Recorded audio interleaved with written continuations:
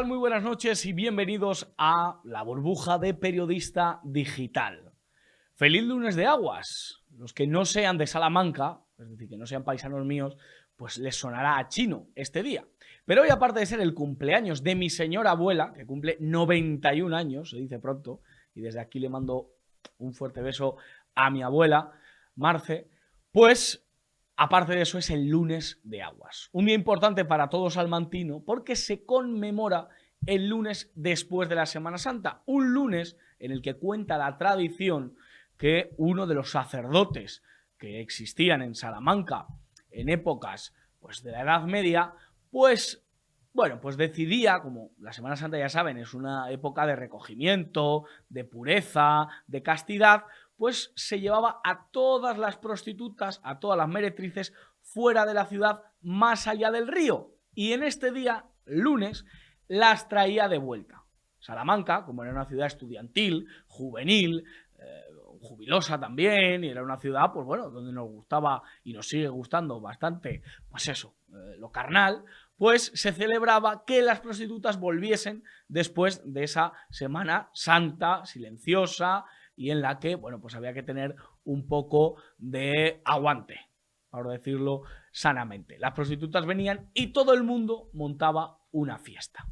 ¿Y qué es lo que ha venido a España? ¿Qué es lo que han traído a España después de esta Semana Santa? Pues nuestra clase política, nuestro gobierno de España, sin duda alguna, la cursilería. Sí, la cursilería.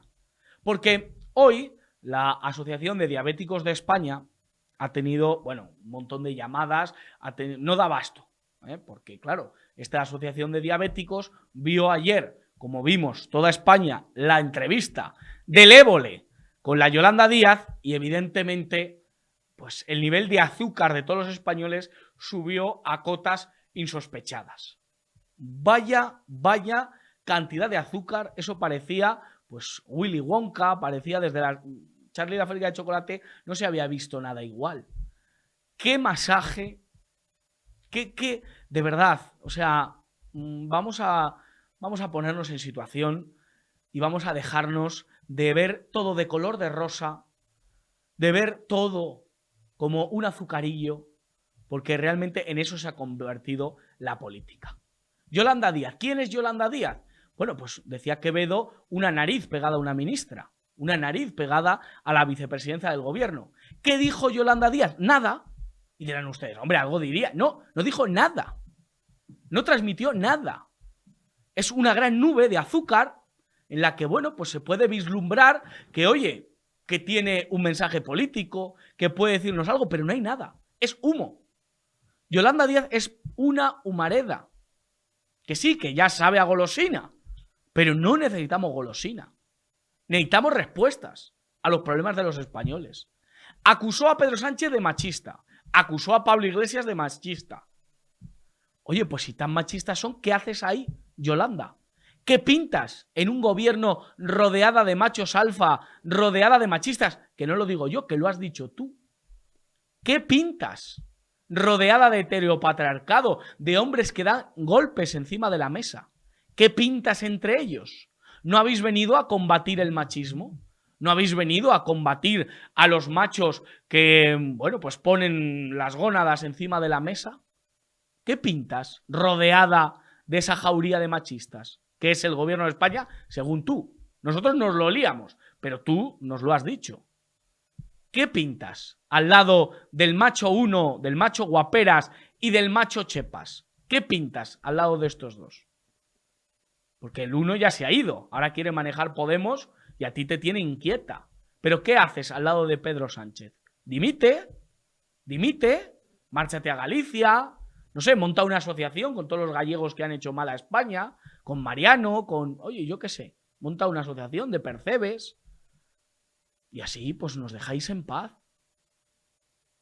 Vaya banda de gobierno que tenemos. Yolanda, ¿qué propusiste ayer? Además de mandar abrazos, saluditos, poner una sonrisa.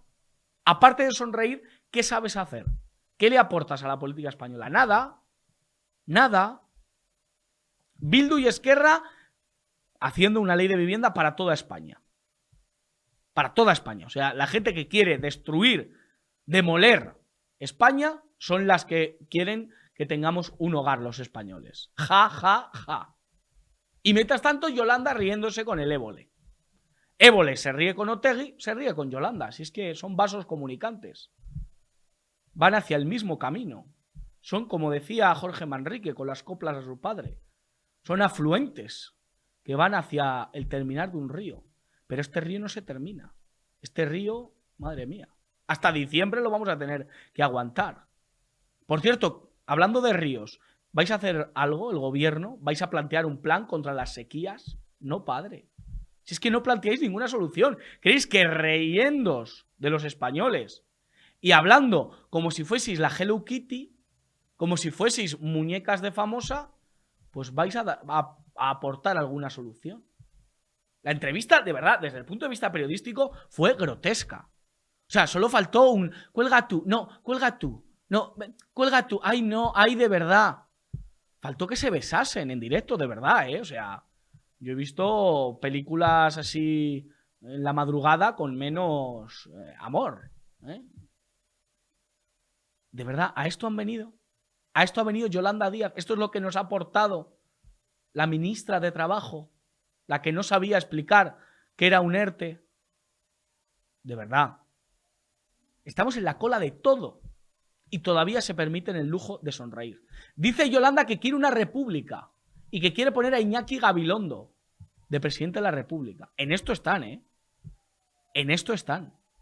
Iñaki Gabilondo, el del 11M, el de las 3 capas de calzoncillos, el mayor manipulador que desde su atril periodístico daba esas homilías para que las gentes votasen al Partido Socialista. El que le decía a Zapatero que hacía falta tensión. Pues igual, el mismo compadreo que había entre Iñaki Gabilondo y Zapatero lo hay entre Évole y Yolanda Díaz. ¿Por qué? Porque el plan es el mismo. El plan es cargarse a España. El plan es que no reconozcamos a España. Y por eso quieren un presidente de la República como Gabilondo. Claro. A Alfonso Rojo no le quieren poner de presidente de la República, ¿a que no? Queréis poner a los vuestros. Queréis colocar. Hoy hemos conocido, vamos a ver si nos puede poner el pantallazo Marta García, nuestra jefe técnico ahí que siempre está al quite. Ahí está. Sánchez crea el puesto de jefe de seguridad de la SEPI para colocar a un amigo del baloncesto. Claro. Si aquí es al amiguete se le premia y al español medio se le atraca, se le confisca, se le oprime. Mira Sánchez, Yolanda, el machista, el que tú llamas machista. Sánchez, el machista number one. Ahí le tienes, colocando a otro, al amiguete, creándole un puesto ad hoc para que lo disfrute. Oye, mira, tú me dabas asistencias en el baloncesto. Decían que era un poco malo Pedro Sánchez. Yo creo que no las metía. Ya lo decía la película aquella, los blancos no las saben meter. Pues Pedro Sánchez parece que no las sabía meter mucho tampoco. Bueno, pues este que le daba los pases, que le tiraba triples, pues mira qué triple nos han colado a todos los españoles. Ahí, colocadito, a la vera de Pedro Sánchez. De verdad, Tenemos un gobierno de amiguetes, un gobierno de machistas, según ha dicho Yolanda Díaz, y un gobierno en el que Yolanda Díaz está muy ofendida porque se la colocó a dedo. Ah, aquí los dedazos están bien, ¿no? Tú te enfadaste mucho, Yolanda, ¿y por qué no te vas? Si te enfadaste tanto, ¿por qué sonreías cuando te nombraron vicepresidenta? Si según tú te has enfadado mucho, porque fue un dedazo, tú has reconocido que fue un dedazo. Esto no es la mujer de, esto no es la amiga de, pues si fue un dedazo, si lo has reconocido. Si Pablo Iglesias, el macho, te puso ahí con el dedo. Como colocó a Irene, como colocó a Ione. Todas pasáis por el dedazo de Pablo Iglesias. Si no, no salís en la foto. A ver si os enteráis. Las feministas, las que habéis inventado el feminismo. Si no es por el dedo del Coletas, no estáis donde estáis. Es el dedo señalador.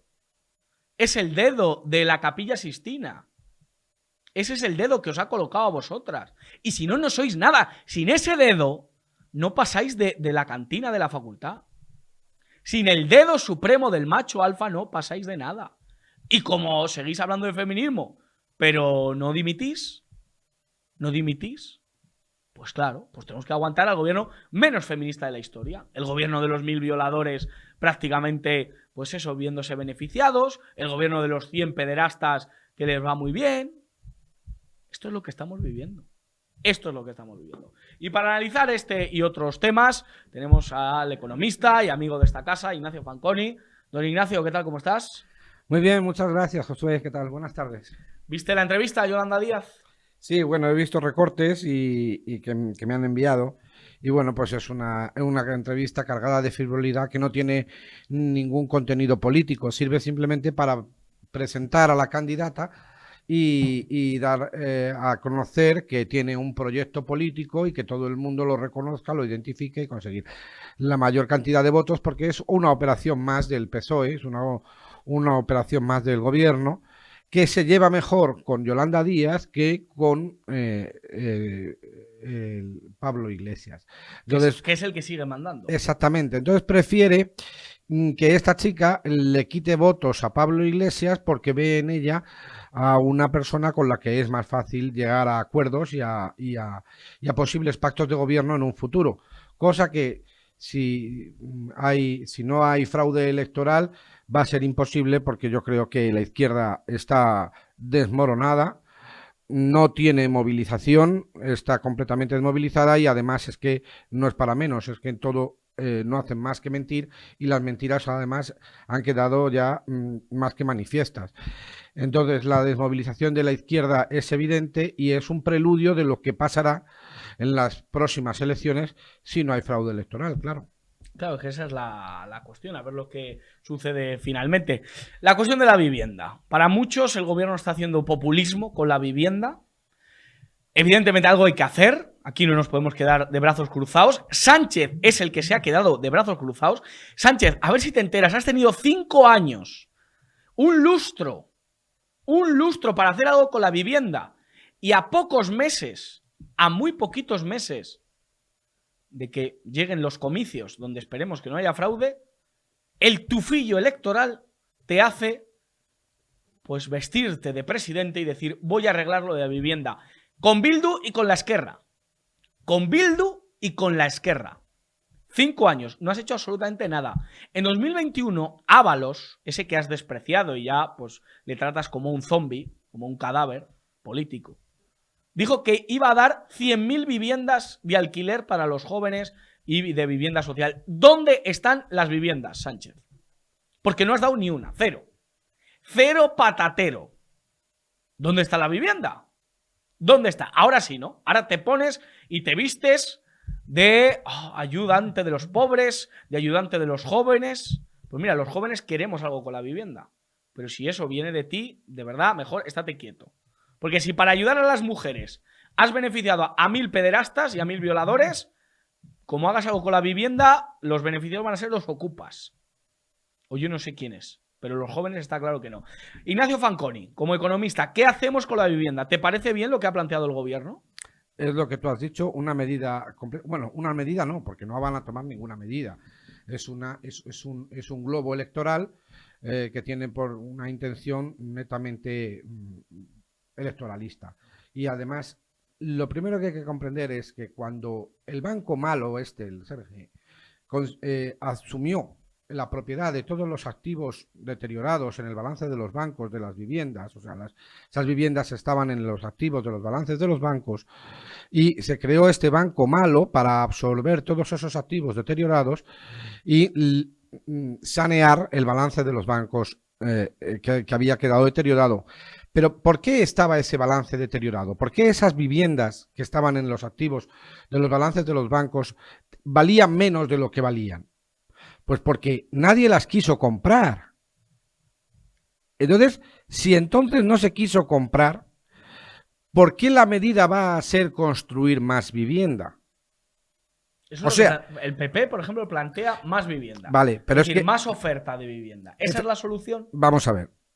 Más oferta sí, pero incrementar el parque de viviendas cuando ya hay un montón de viviendas vacías delata que no han conocido, no han dado con la clave del problema. La clave del problema es que hay muchas... Vamos a ver, el problema es con lo como llaman ahora poliédrico, es igual que tiene muchos lados. Es como cuando se habla de la despoblación del campo en España y de la España vaciada. No hay una sola, una relación causa-efecto directa y unívoca. Hay muchas causas que generan esa situación. El problema no es sencillo. Pero construir vivienda pública, más vivienda pública todavía, y sacar más vivienda al mercado, no es lo que soluciona el problema, porque todas esas viviendas que ahora van a sacar a alquiler las tienen el sector público porque las absorbió de los bancos malos, porque deterioraron el balance de los bancos, porque no se vendían. Porque si se llegan a haber vendido, no hubiera hecho falta absorberlas. Entonces, lo primero es por ampliar un poco el eje de observación del mercado de la vivienda. La tradición en España, desde los años 50, incluso un poco antes, es que el pueblo español tiene como hecho diferencial, que le diferencia además de todos los demás países del mundo, el alto porcentaje de vivienda en propiedad que hay en España. Somos los que más del mundo, el país del mundo, el que más propietarios de vivienda hay es España. Exactamente. Es una cosa que identifica la naturaleza del pueblo español. El pueblo español, desde aquella época en la que aquel Estado nacido del 18 de julio se planteó como un objetivo principal en su política social crear una nación de ciudadanos con trabajos estables y propietarios de su vivienda, es decir, una nación de propietarios y no de inquilinos. Eso se instaló en la conciencia colectiva del pueblo español y hoy en día es uno de los elementos diferenciadores de España con respecto a cualquier país del mundo, como tú has dicho. Entonces, de lo que se trata, cuando vemos que la vivienda no se vende, es porque no hay trabajos estables. Porque si no, la gente, en lugar de alquilar, preferiría comprar, como el pueblo español ha preferido siempre. Si la gente no puede adquirir a la vivienda, no puede ir a la vivienda en propiedad, es porque no tiene una estabilidad laboral que le permita ir a una vivienda en propiedad. Y por eso nace el mercado del alquiler. Otra parte del problema, otro lado de este poliedro. Hay una tremenda inseguridad jurídica, como demuestra el hecho de la gran cantidad de ocupas que hay en España. Entonces, toda la vivienda que sale en alquiler es rápidamente absorbida por la demanda de alquiler. Entonces, si el problema es que haya que sacar más viviendas en alquiler, lo que hay que hacer es dar seguridad jurídica a los propietarios, de manera que un montón de pisos que ya están construidos y están vacíos salgan al alquiler. Pero es que no hay esa seguridad porque la gente tiene miedo a poner sus viviendas en alquiler por cómo me lo destrocen o como me lo ocupen o como me dejen de pagar al tercer mes y ahí ya no les echa nadie, etcétera, etcétera. Entonces, dar seguridad jurídica a todo el parque de viviendas vacías que ya existe. Y esas son las políticas, pero ponerse a construir ahora mismo más viviendas cuando todas esas 50.000 viviendas que dicen que van a sacar al alquiler las tienen porque no se pudieron vender, delata que el mercado no demanda vivienda en propiedad. No porque no la quieran, sino porque no hay estabilidad laboral que lo permita. Y el Estado como aval, esa medida de avalar el 15, el 20% muy bien. de las hipotecas. Claro, todo lo que se pueda, efectivamente, todo lo que se pueda promover la adquisición de la vivienda por la gente, por el pueblo español, para que el pueblo español cumpla lo que es su voluntad reafirmada durante varias generaciones y muchas décadas, que es que ser propietario de su vivienda, eso sí es positivo. Entonces, pero hay varias cosas, otra parte del problema. Esas viviendas que tiene la administración, el Estado, el Banco Público, el SERGE, el banco malo que crearon para absorber esos activos deteriorados, ya la Unión Europea le dijo que rebajara de 100.000 que decía Ábalos a 70.000. El gobierno consiguió que se quedara en 50.000, porque es que muchas no están ni construidas. Muchos eran derechos de construcción sobre terrenos que tenían ya planos y que estaban en comercialización sobre plano, ¿vale? Entonces, todo eso, todo ese parque de viviendas se puede dar con facilidades para adquisición en propiedad al precio que el pueblo español pueda comprarlo ahora mismo, que como todos sabemos es bajo por la situación en la que está, las circunstancias a las que esta gente nos ha traído. Pero el problema pasa por incrementar. Si lo que quieren es sacar vivienda en alquiler, que yo no sé si es lo que el pueblo español prefiere, porque el pueblo español siempre ha preferido la vivienda en propiedad, den seguridad jurídica al alquiler de la vivienda. Y entonces muchas viviendas saldrán al alquiler. Pero es que la gente ahora no las quiere sacar. Luego ahí han hecho, además esta ley va acompañada de todo lo que van a hacer respecto a la división en cada ciudad. Van a definir una serie de zonas de alta densidad de demanda y otras de menos densidad de demanda. Bueno, claro, pero si es que... Y entonces a partir de ahí van a castigar a aquellos propietarios que tengan pisos en alquiler en zonas de alta densidad de demanda para obligarles a bajar el precio y van a tasar los precios. Digo, vamos a ver, es que esto todo es absurdo. Si es que con eso no consiguen nada, porque entonces los inquilinos, los propietarios lo que harán si le evitan subir los precios será volver a no sacar las viviendas al alquiler. Es así. O sea, es que ¿Tienes muerto de risa el piso? Muchísimos pisos, por lo menos en Madrid, muchísimos pisos están muertos de risa. De hecho, cuando desde el año 2000, desde el final del confinamiento, hasta aquí, el mercado de pisos en alquiler en Madrid ha disminuido. En Madrid, que es lo que más conozco, ha disminuido en un 30%. O sea, un 30% de las viviendas que estaban en el mercado del alquiler antes del confinamiento no volvieron a salir después del confinamiento, por el miedo tremendo que hay a toda la inseguridad jurídica y todas las malas situaciones que se ha vivido la gente con los ocupas. Es un buen consejo. También, evidentemente, afecta la inflación y que todo cueste más caro. Evidentemente, ahorrar ahora mismo para un joven es una quimera. Es algo, vamos, absolutamente imposible. Se hace muy, muy cuesta arriba. La cuesta de enero ya es la cuesta del año entero. Ya, pero vamos a ver. ¿No? Y hace muy difícil ahorrar una cantidad para la entrada de un piso y ese tipo de cosas. Pero, Ignacio, antes de continuar hablando de vivienda, antes de seguir hablando de solo sí es sí, de los ocupas, de los manteros, vamos a hablar de un tema que a mí me tiene muy preocupado, a todo aficionado al fútbol le tiene muy preocupado, pero sobre todo a todo español le debe tener preocupado. Hoy, el señor Joan Laporta, Juan Lapuerta, que diría del Nido, pues ha salido en hedor de multitudes, o por lo menos los que estábamos expectantes a verle, y ha tirado de comodines, ha sacado a Franco, como no, ha puesto una serie de excusas y sobre todo se ha hecho la víctima.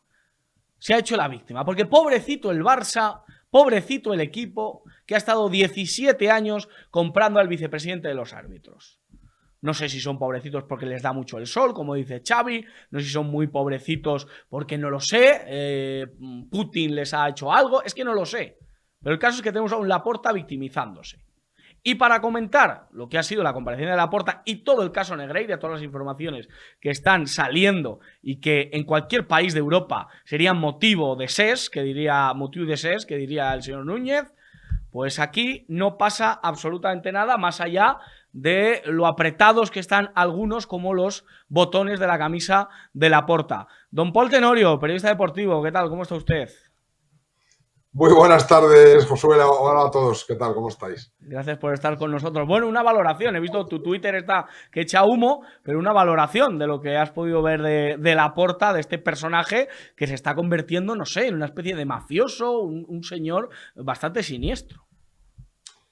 Bueno, pues es una comparecencia en la que coincidimos prácticamente todos los periodistas, aficionados, neutrales también. Lógicamente la gente del Barça ha hecho otra lectura, pero es una rueda de prensa que se queda muy corta en explicaciones para haber tardado tanto. Después de 2 meses de Laporta y su equipo jurídico preparando esta comparecencia, se esperaba algo un poco más potente, aunque es verdad que es imposible justificar lo injustificable, ¿no? Entonces daba igual que tuviera 2 meses o que tuviera 2 años, porque no vas a poder explicar y responder a la gran pregunta que no ha respondido hoy Laporta en su larga comparecencia, que es ¿por qué pagó 7,3 millones de euros al vicepresidente de los árbitros, ¿no? Ha dado rodeos, ha tirado del clásico victimismo catalán, incluso se ha permitido la boutade de decir que va a desenmascarar al Real Madrid en el juicio, cosa que ha sorprendido incluso a los presentes de Barcelona, allí de la prensa de Barcelona, pues porque él ha venido a acusar al Real Madrid de ser históricamente favorecido, pese a que, bueno, pues eso del equipo del régimen está desmontado por los resultados. Ha acabado, pues eso, apuntando al Madrid porque se le ve muy nervioso por la posibilidad de que el Real Madrid se persone como acusación particular. Probablemente sabe Laporta que el Real Madrid va a tirar más en el juicio que los otros 40 clubes y la Federación Española de Fútbol juntos, y le incomoda esa posibilidad de que el Madrid se persone. Y bueno, pues no ha respondido sobre todo a esas dos grandes preguntas: ¿por qué el Barça le pagó 7 millones al vicepresidente del CTA cuando esos informes los hizo el hijo, Enríquez Romero, que ya cobró 1 millón de euros por esos informes? Enríquez Negreira cobró 7 millones sin haber un soporte documental acreditado por ello, no hay nada, no ha explicado eso, y tampoco ha explicado por qué se dejó de pagar cuando Enríquez Negreira salió de su cargo de vicepresidente del CTA. No son las dos grandes preguntas que no ha respondido Laporta, que además de amenazar otra vez con poner demandas o de acusar al Real Madrid, ha dicho poquitas cosas más. Y luego pues ha tendido alguna trampa, pues que si quieres te las comento, tampoco me quiero ir largo, pero bueno, ha tendido alguna trampa más bien destinada a engañar un poco al aficionado barcelonista, pero desde luego no creo que lo consiga hacer con un juez. No, ha sido tremendo. Yo quería de alguna manera desmontarle esas mentiras que ha soltado gratuitamente, acusando al Real Madrid.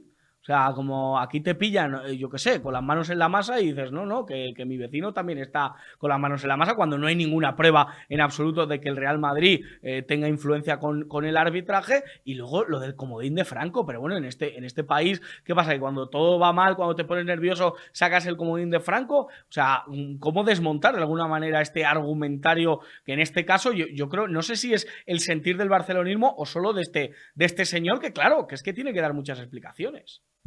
Sí, a ver, él ha hecho una mezcla un poco de mensaje dirigido al barcelonismo, mensaje dirigido a la defensa jurídica que está preparando el Barcelona también. Hay un poco de todo. Estaba diseñada, evidentemente han tenido 2 meses para hacerlo, ¿no? Por un lado, él habla de acreditar, de pagos acreditados hechos a través de transferencias bancarias, documentados en los libros de contabilidad. Eso, ahí se está dirigiendo un poco a UEFA, a Ceferin, para evitar la sanción. Está preparando el terreno para la defensa jurídica del Barcelona, ¿no? Igual que hablar tanto del departamento de compliance del Barça es para en un momento dado en el juicio decir, bueno, nosotros teníamos un departamento de compliance, por tanto, si algo falló, nosotros hicimos todo de nuestra parte, por tanto, el Barça como entidad jurídica no puede ser condenado. No sé, hay una parte que está destinada a enarbolar desde ya la defensa jurídica. Y luego hay una parte populista que es hacerse la víctima y que es pues más dirigida un poco a la masa barcelonista que sigue haciendo presión en redes sociales, como por ejemplo el equipo del régimen, Franco, etcétera, etcétera.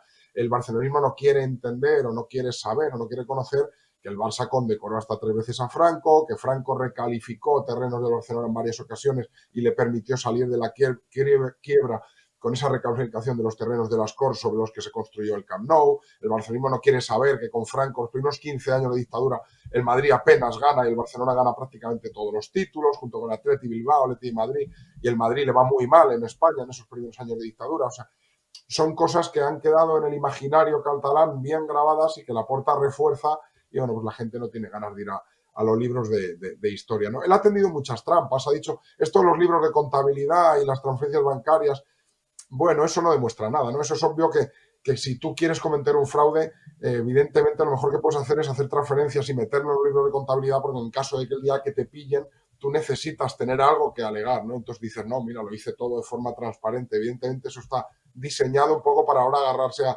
esos supuestos informes, ¿no? Él ha repetido 5 veces en la comparecencia que no influían las designaciones y, por tanto, en los arbitrajes Enrique Negreira. Eso de que no influían las designaciones es muy discutible, pero además es falaz, porque hay otras formas de influir en los arbitrajes, como por ejemplo decidir los ascensos y los descensos de los árbitros en función de hacia qué lado se equivocaban, ¿no? Por ahí también ha intentado engañar y ha tendido una trampa de Laporta. Ha hecho alguna más, ¿eh? Bueno, por ejemplo, cuando dice que Hacienda no vio indicios de corrupción en los pagos del Barça. Bueno, Hacienda no está para eso. Hacienda buscaba pagos a árbitros directamente. Al Barça se le acusa no de comprar árbitros ni partidos, se le acusa de comprar el sistema arbitral, ¿no? Hacienda buscó pagos a árbitros, no encontró y le pasó todo al que es competente para seguir investigando, que es Fiscalía Anticorrupción, que sí que vio esos indicios, porque su escrito es demoledor, ¿no? Entonces, que Laporta se agarre que Hacienda no vio esos indicios es una pequeña trampa demagógica para los fieles. Y por último, él invitaba a la gente a encontrar partidos o jugadas concretas donde se ha favorecido o manipulado a favor del Barça, ¿no? No son jugadas concretas, son 17 años donde el Barça tiene el mejor saldo arbitral de Europa, que es mucho decir, son 78 jornadas sin ningún penalti en contra, que es un récord absoluto, o es un penalti en contra en 108 jornadas, ¿no? Mucho más de 2 años de reloj el que se le pitó al Barcelona, ¿no? Entonces, bueno, pues son datos que acumulados en el tiempo hablan por sí mismos y van mucho más allá de ir a un partido en concreto. En general ha sido una rueda de prensa victimista, ha sido una rueda de prensa, pues eso, hecha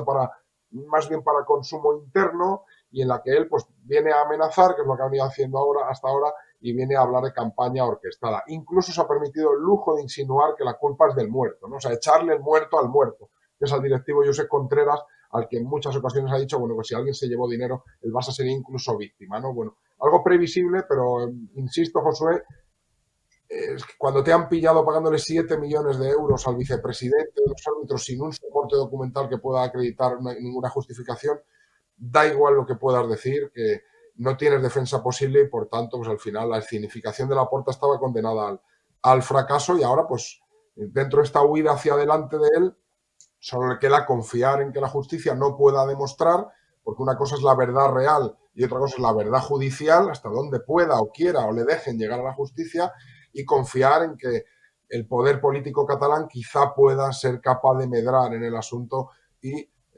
favorecer, negociar una sentencia amable para el Barça, aunque por otro lado estarían UEFA y FIFA, que van a quedar lejos de ese poder político catalán y que también podrían tener potestad sancionada. Vamos a ver qué pasa, pero ni la puesta en escena de Laporta, ni el contenido de lo que ha dicho, ni siquiera esa camisa que se desabotonaba, le han hecho quedar bien, y prácticamente solo los más irreductibles barcelonistas le han comprado el discurso. Tremendo, absolutamente tremendo. Me ha recordado aquella comparecencia de la mujer de Pujol en el Parlamento catalán cuando decía Cataluña no se merece y yo, ¿no? Como si ella fuese Cataluña y hablando en nombre del Barça, le ha faltado llorar, que ya lo ha hecho en otras ocasiones, y ha tirado de la técnica del Chehuaca, que me ha hecho mucha gracia ese tuit al que has hecho referencia. Para acabar, Paul, y no quitarte más tiempo, ¿qué consecuencias va a tener finalmente todo esto? ¿Qué es lo que va a pasar con el Barça a nivel europeo, a nivel nacional? ¿Se atisba que les pueda pasar algo? La Juve bajó a segunda en su día por un caso de quinielas y de otros temas concretos, pero al Barça le va a pasar algo o se va a ir de rositas, le va a salir totalmente gratis estar comprando al vicepresidente de los árbitros durante 17 años. Es la gran pregunta que nos hacemos todos y es la gran incógnita de este asunto, ¿no? El tema del Mojigate en Italia, había algo fundamental, que eran escuchas telefónicas, teléfonos pinchados, donde se admitía la corrupción, y por tanto ahí no había vuelto de hoja para el juez, tenía que condenar. Aquí estamos hablando ya de si es el juez el que tiene que probar, la justicia la que tiene que probar que ese dinero estaba destinado a influir en los árbitros, o es el Barça el que tiene que, si se ha invertido la carga de la prueba, y es el Barça el que tiene que probar que ese dinero no era para comprar árbitros. Esto es como si te pillan el maletero lleno de droga, ¿no? Pues en el momento en que te pillan el maletero, el coche lleno de droga, pasas, la carga de la prueba se invierte y pasas tú a ser el que tiene que demostrar que no es para venderla, ¿no? Porque el indicio es abrumador contra ti, ¿no? Entonces ahí va a estar el juego. Todos sospechamos que va a haber mucho barro, todos sospechamos que en Cataluña ahora mismo pues hay una situación en la que tiene mucho peso en Moncloa lo que es la burguesía catalana, la alta política catalana y el independentismo catalán. Ahora mismo manda en España, desgraciadamente es así, y van a mover sus hilos. No sabemos hasta dónde pueden llegar a alcanzar a la Fiscalía Anticorrupción, que ahora mismo depende del gobierno. No sabemos qué le puede interesar electoralmente al gobierno o no. Los plazos que se van a manejar probablemente queden largos y vayan antes las generales que la resolución de este caso. Bueno, ahora mismo son todo incógnitas, ¿no? Quizá la solución más factible es una sanción por parte de UEFA, que es la que, viendo que se ha pagado al vicepresidente de los árbitros, pueda considerar injustificable eso, sea cual sea el alegato del Barça, sea cual sea la justificación que dé el Barcelona, sancionar, y por tanto que quede ya el sello oficial de que el Barcelona ha cometido una irregularidad del calibre de ingerir en el estamento arbitral, ¿no? Por parte de UEFA.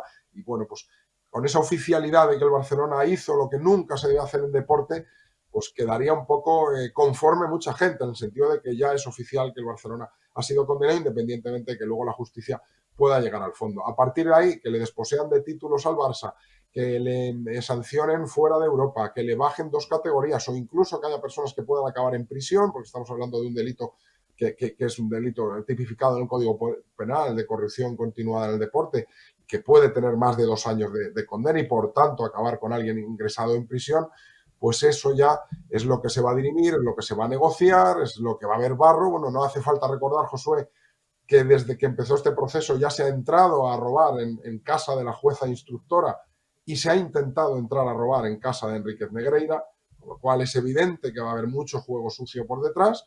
Y bueno, pues es la pregunta del millón la que me haces y yo no te la puedo responder, ¿no? Yo tengo mis dudas sobre la justicia, hasta dónde va a querer o poder llegar, y no tengo tantas dudas sobre UEFA, y creo que por ahí sí que le puede caer una sanción al Barça y que quede acreditado que el Barcelona hizo trampas durante al menos 17 años, aunque muchos creemos que ha sido más tiempo.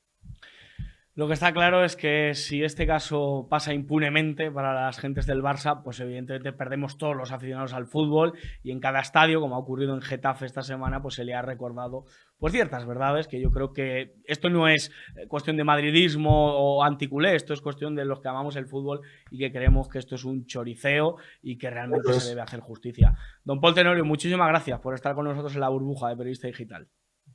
Nada, a vosotros por invitarme, aquí estamos para lo que queráis, y como tú dices, Josué, que se haga justicia y que la gente entienda que es algo para todo el fútbol español y para toda la sociedad, porque al final el fútbol es el principal entretenimiento, yo creo, que tiene este país y que tiene el mundo occidental, y me parece que es interesante que todos, sobre todo los periodistas que tenemos un poco de voz pública, tiremos de esto, empujemos este carro para que se haga justicia y para que algo en lo que se apoya tanta gente para ser feliz, para entretenerse, para el día a día, quede limpio, quede fuera de toda sospecha y quede reseteado si ha habido lo que ha habido, para que podamos seguir disfrutando de algo que aporta tantos valores a la sociedad, tantas cosas buenas, y que tiene que quedar inmaculado, desde luego. Así que entre todos pues sumaremos nuestro granito de arena, y nada, muchas gracias a vosotros. Ese es el mensaje, Paul. Un fuerte abrazo. Bueno, pues ya ven. Aquí, cuando un delincuente se va de rositas, perdemos todos. Es absolutamente evidente. Vamos a tener en unos minutos, no sé si le tenemos ya, me va a ir informando Marta.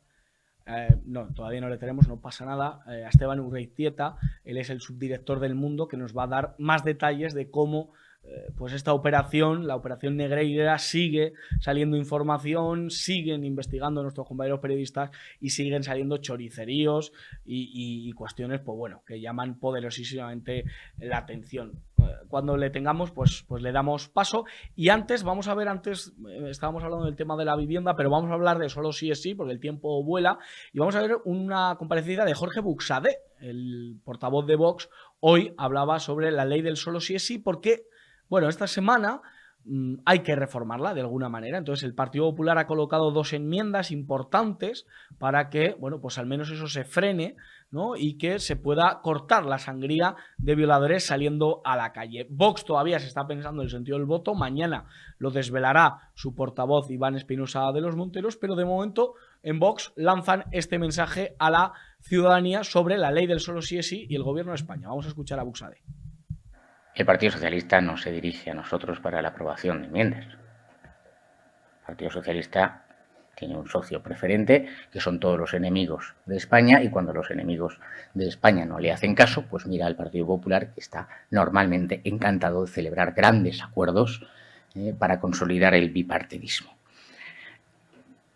Esta tarde se votan las enmiendas, si no ando equivocado, y por tanto vamos a esperar el resultado de esas enmiendas y a ver cómo queda el texto definitivo, y en cualquier caso la decisión final de voto, por supuesto, será determinada por el grupo parlamentario de Vox en el Congreso, y mañana Iván Espinosa, portavoz del grupo, a la luz del resultado de las votaciones de las diversas enmiendas, pues decidiremos el voto.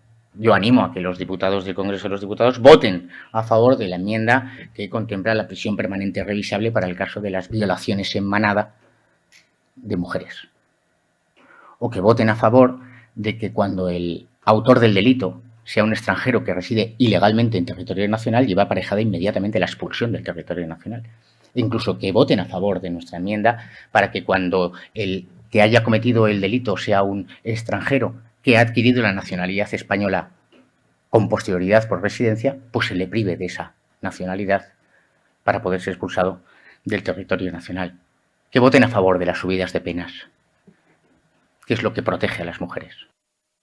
Y además del mensaje de Jorge Buxadé, también lo ha lanzado Borja Semper, el portavoz del Partido Popular. En este caso ha dicho que, bueno, que este es el gobierno menos feminista de la historia y que se abren a la posibilidad de poder pactar esa reforma, cuestión que ha enfadado mucho en Podemos.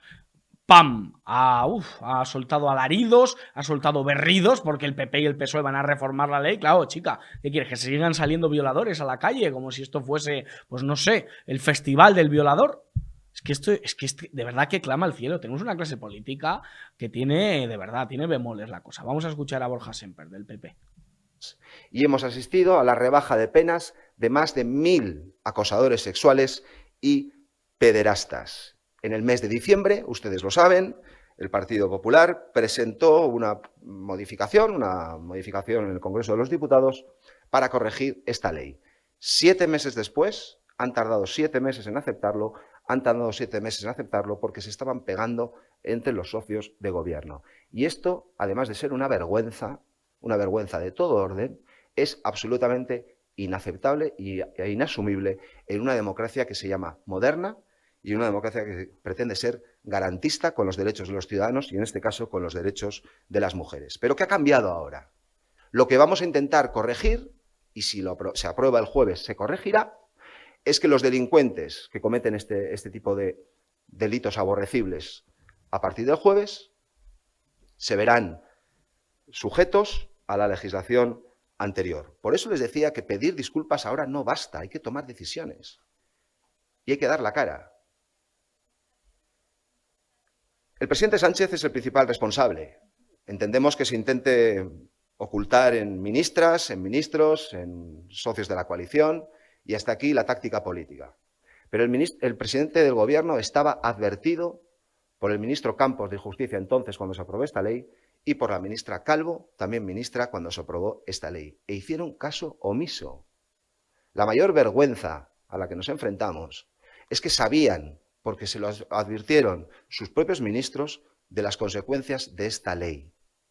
Esto no se resuelve con una petición de disculpas, que no estamos ante la pareja o en misa. Esto se resuelve tomando decisiones, que esto es política. Y en política, las disculpas solas no valen. En política, uno asume responsabilidades.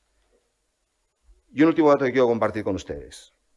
Según el Tribunal Supremo, y esto es un dato también escalofriante, el 70% de los beneficiados por las rebajas gracias a esta ley de Sánchez, el 70% de los beneficiados son pederastas. Ignacio, rápidamente, el 70% de los beneficiados por la ley del sí es sí son pederastas. Dato escalofriante, estoy de acuerdo con Borja Semper. Dice Borja que esto no es misa ni es una relación de pareja que pidiendo perdón se soluciona todo. ¿A ti qué te parece? Bueno, pues que efectivamente, y no solamente se lo comentaron sus propios ministros, ha citado a Calvo y al ministro de Justicia, también se lo mencionaron desde el Consejo General del Poder Judicial, se lo mencionaron desde asociaciones de jueces, se lo mencionaron Vox también, incluso un montón de instancias e instituciones del ámbito jurídico y político le advirtieron de que esa ley estaba mal redactada y que iba a generar efectos contraproducentes. Yo creo que ahora hay que solucionarla. Ahora hay que, de alguna manera, hacer Hombre, lo posible efectivamente, por enmendarla. Efectivamente, hay que hacerlo. Eso inequívocamente, cuando una cosa se hace mal y está generando consecuencias negativas, hay que rectificarla. Ahora, la forma en la que lo rectifiquen será lo que sería debatible. Yo lo que quería decir simplemente es que a mí me parece que nadie es tan tonto. O sea, que ellos, el gobierno, Pedro Sánchez, no desconocía que la ley iba a tener estas consecuencias contrarias al espíritu de la ley. Él lo sabía. Lo que no sabía es que iba a generar tanto escándalo social.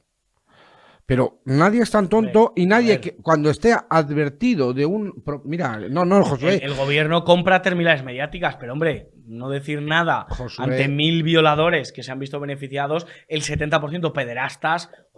Josué, si esto no iba a crear alarma social. Permíteme que te diga una cosa. Yo lo que creo es que el gobierno lo que no sabía es que la gente iba a tomar conciencia del problema que ellos estaban generando. Pero vamos a ver, que exista esa cantidad de violadores en la calle y que existan todos esos problemas, a quien beneficia es a la política feminista del gobierno. Porque siempre podrán estimular cada vez más, perdona que sea tan mal pensado, Josué, pero es que con la izquierda española tú piensa mal y te quedarás corto. O sea, cuando se lo advirtió todo el mundo, lo que no pueden es alegar ignorancia. Ellos sabían... O sea, que tú estás, de alguna manera, insinuando... Porque... No, ni insinuando, no.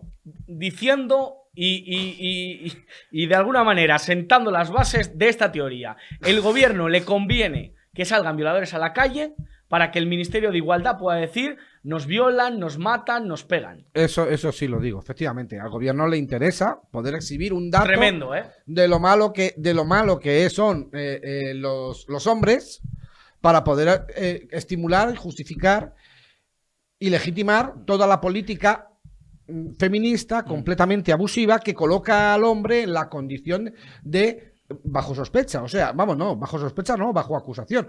Tú y yo estamos hoy aquí porque no llega una señora y nos llama por teléfono y dice que la hemos pegado. Porque en el momento en que eso ocurriera, vendría una pareja de policías y nos llevaría a la cárcel. Aquí en directo. Exactamente, porque su palabra es la ley. Claro. Entonces, ese abuso de... y mi palabra es la ley, cantaba aquel. Exactamente, pues Sí. su palabra es la ley. Entonces, ellos necesitan justificar una aberración de ese tipo. Necesitan crear la alarma social de un montón de violaciones, de un montón de agresores, de un montón de cosas y sacarlos continuamente en la televisión, y para eso necesitan que los violadores y los agresores estén en la calle. Vamos. Pero vamos a ver, Josué, si es que se lo advirtió todo el mundo. Sí. Si es que no pueden alegar ignorancia, si es que lo sabían. Ya. Si es que además yo me he Y leído. ahora no se ponen de acuerdo para rectificarla, es que es tremendo, es tremendo. Vámonos directamente, el programa continúa y creo que ya nos está escuchando Juan de Dios Dávila, él es economista y también miembro de Vox en Guipúzcoa, creo que ya nos escucha. Don Juan de Dios, ¿qué tal? ¿Cómo está usted? Hola, buenas tardes, Josué. Muy bien, Gracias, muchas gracias. que le hemos tenido ahí esperando, gracias por su paciencia. Bueno, todos los No, lunes gracias a vosotros. solemos tener nuestra sección con Javier Igartua de víctimas del terrorismo y nos gusta tener de nuestro lado y siempre estar atentos de lo que ocurre en Vascongadas, de lo que ocurre en tierras vascas. Y yo le quería preguntar por esta cuestión. Hay unas municipales dentro de muy poco, no hay autonómicas, hay municipales. ¿Cómo se encaran esas elecciones? Porque Bildu está muy fuerte, o parece muy fuerte. ¿Cómo lo están viviendo ustedes? ¿Cómo se vive? ¿Cómo se respira por allí la cuestión? Bueno, en Guipúzcoa Bildu está muy fuerte. Hay que recordar que el cuartel general de ETA siempre ha estado en Guipúzcoa. Y yo quiero recordar, porque hay una intención constante de blanqueo de Bildu, que H. Bildu tuvo una sentencia en firme del Supremo, o sea, la máxima autoridad del Poder Judicial, en el que compruebas en el juzgado, en el tribunal, se vio que formaba parte de la estrategia de ETA. Esa condena, bueno, pues fue, digamos, derogada por un tribunal político, que es el Tribunal Constitucional, que no forma parte del Poder Judicial, pero que consideró, ¿no?, pues que no tenía lugar esa sentencia del máximo órgano del Poder Judicial en España. Hay que recordar también que el último jefe de ETA forma parte del comité de dirección de Sortu, que es uno de los partidos y es el partido que dirige fundamentalmente a la coalición EH Bildu. Es decir, el cuartel general de ETA estaba en Guipúzcoa, EH Bildu está muy fuerte en Guipúzcoa, probablemente las últimas encuestas pues dan un aparente empate entre PNV y Bildu en la Diputación de Guipúzcoa. Y bueno, pues en esas estamos, ¿eh? En una provincia española, muy española, con una historia que siempre ha sido muy española, entre otras, esta historia, desgraciadamente, del terrorismo, que hace que Guipúzcoa sea la provincia con más víctimas de este grupo nacionalista, comunista y secesionista, que era ETA y que ahora tiene sus representantes en EH Bildu. Y bueno, han creado una cultura del miedo. El Partido Nacionalista Vasco ha creado no solamente una cultura, sino también un entramado en el que la economía depende de manos del PNV, por lo que cualquier persona que públicamente se manifieste en contra del nacionalismo y también si se manifiesta en contra de este nacionalismo que ha asesinado, representado por EH Bildu, pues tiene sus días contados. Hoy no asesinan, pero sí, evidentemente, probablemente tengas que emigrar porque no encuentres trabajo o no tengas ningún tipo de contrato, te cancelen los contratos que puedas tener. Esa es la situación en la que hoy se vive. es absolutamente tremendo. Para no quitarle más tiempo, quería preguntarle cómo vive la oposición, cómo vive el partido Vox, PP, bueno, Ciudadanos, nos queda lo que nos queda, cómo plantearse unas elecciones, cómo encarar el mensaje de Bildu. Bildu acaba de aprobar la ley de vivienda en el Estado español, que le llaman ellos, apoyándose en el Partido Socialista. Pedro Sánchez ha dado una entrevista en El Correo hace poco. ¿Qué debe hacer la oposición para enfrentarse dialécticamente, políticamente, a Bildu, al PNV, al Partido Socialista?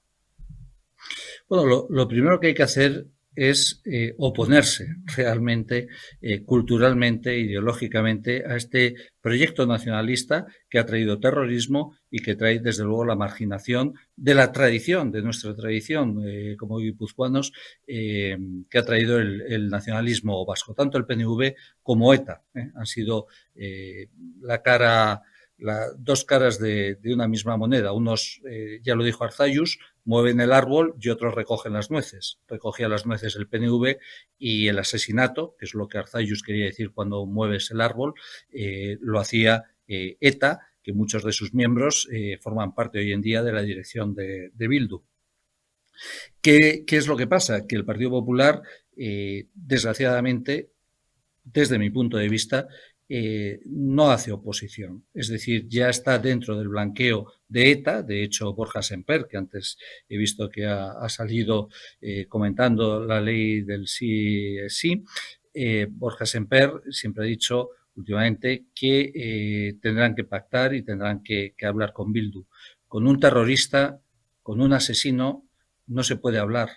Cuando molesta que la justicia impere en una sociedad y se quiere edificar una sociedad con asesinos que no se han arrepentido, que siguen con la misma idea de cómo meter miedo en la sociedad para seguir teniendo ellos el poder absoluto, pues es que con esa gente no se puede negociar con la mafia siciliana, no se debe, porque es imposible que haya paz cuando no hay justicia.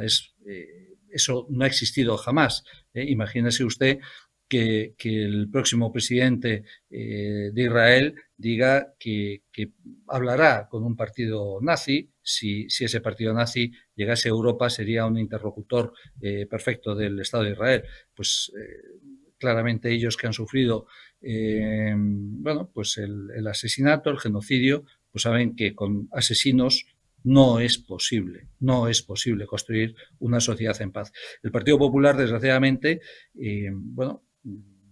ha traicionado desde mi punto de vista. Yo también aquí, siendo muy transparente, quiero decir, yo formé parte también del Partido Popular Vasco. De hecho, estuve en Hernani como concejal del 2003 al 2007, pero fueron cambiando de ideas, fueron cambiando, desde mi punto de vista, una traición absoluta, y para mí eso es lo que la estructura del Partido Popular a nivel ejecutivo. Es decir, no quiero decir con esto que no haya gente muy buena, incluso excepcional, dentro del Partido Popular Vasco, que la hay, votantes, me refiero a votantes, que la hay. Es gente con una lealtad y una fidelidad a unos ideales que piensan que sigue representando el PP y, desgraciadamente, desde mi punto de vista, los ha traicionado todos y cada uno de ellos. No han dejado ninguno de ellos sin traicionar. Lo primero que hay que hacer para transformar una sociedad como la vasca, pues es darse cuenta que esa ideología, esa cultura, hay que hacerle frente también con cultura, explicando las cosas, pero haciendo frente también en la calle, cosa que el Partido Popular se ha replegado completamente y ya está en el blanqueo también de Bildu, que, insisto, tiene una sentencia en firme del máximo órgano del Poder Judicial en España, del Tribunal Supremo, en el que sentenciaba que formaba parte de la estrategia de ETA. Así es. Don Juan de Dios Dávila, gracias por estar con nosotros y mucho ánimo, porque hay que ser muy valiente para resistir en medio de lo que ustedes viven. Así que desde aquí, desde la comodidad madrileña, les mandamos un abrazo y un saludo. Muchas gracias a vosotros. Un abrazo. Pues ya ven, Bildu blanqueado, pactando la ley de vivienda, el sí es sí, pues hecho unos zorros y violadores saliendo a la calle. Este es el gobierno feminista, el gobierno ecologista, el gobierno maravilloso. Yolanda también decía que ella no come carne, ay, que le da asquito porque Garzón tenía razón. Garzón tenía razón, como decía mi madre, te voy a dar así con la zapatilla a ver si tenía razón o no. Cómete un chuletón, anda, Yolanda, que tienes una cara así esa, a pesar de la sonrisa que pones, cómete un chuletón y a lo mejor empiezas a decir algo con sentido o algo por lo menos que sea más profundo, más allá de hola, somos regeneradores y molamos mucho. Venga, hombre. Hay que ser tierno. Hay que ser tierno, sí, tierno Galván. Acabamos, Ignacio, con un vídeo. Vamos a ver a Javier Ortega Smith, que ha vuelto a hacerse viral. A ver qué opinan ustedes, en este caso con unos manteros. Este es Javier Ortega Smith, el candidato de Vox a la alcaldía de Madrid, fíjense.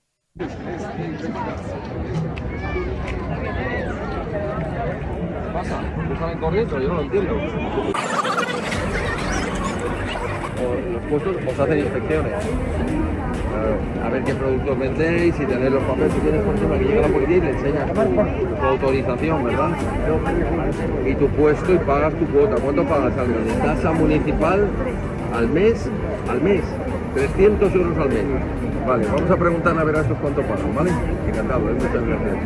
Gracias, ¿no? ¿De cuánto pagáis por estar aquí? ¿Cuánta tasa municipal? ¿Cuánto pagas? ¿Cuánto pagas por estar aquí? ¿Cuánto pagas por estar aquí? ¿Pagar la tasa municipal? 300 euros. ¿Tú me entiendes? ¿Qué no entiendes? ¿Cuánto pagas? ¿Cuánto pagas? ¿Pagas tasa municipal? A ver, ¿quién es el jefe? ¿Este de aquí?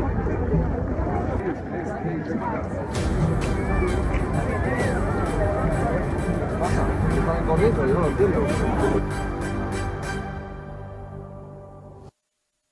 Bueno, pues es el mensaje promocional de Vox y la actitud de Ortega Smith. A mí, de verdad, me parece un tanto chabacana y un tanto propagandista, pero un poco cogida con pinzas. No sé qué le parece a Ignacio Fanconi.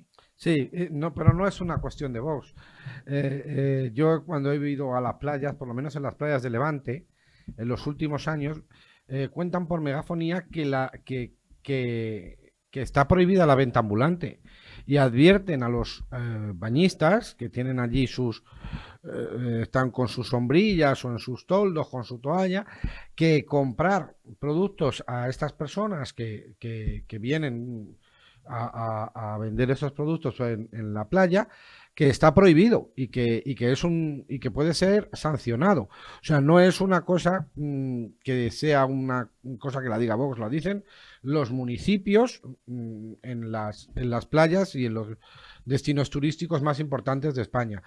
Respecto a la escena, pues efectivamente es un poco dura, porque sobre todo es que esos pobres negritos lo que dan es mucha pena, porque les engañan, haciéndoles llegar aquí a vender quincalla, pensando que con eso van a solucionar alguna situación en su vida, y es falso, porque de hecho no consiguen vender nada que les sirva más que para sobrevivir, cuando en otras circunstancias y con una inmigración bien planificada podrían alcanzar unas mejores condiciones de vida. Son las mafias de inmigración ilegal, como todos sabemos, que los traen jugándose la vida por el Mediterráneo. A mí me parece una auténtica vergüenza que haya comerciantes que tengan que aguantar como delante de ellos personas pues tengan que llamarle negocio a una manta y a unos bolsos falsos. A mí me parece una vergüenza, sobre todo con la cantidad de dineral que pagan de tasas municipales, cumplen sus requisitos, la burocracia, el papeleo y todo lo que conlleva sacar un negocio adelante.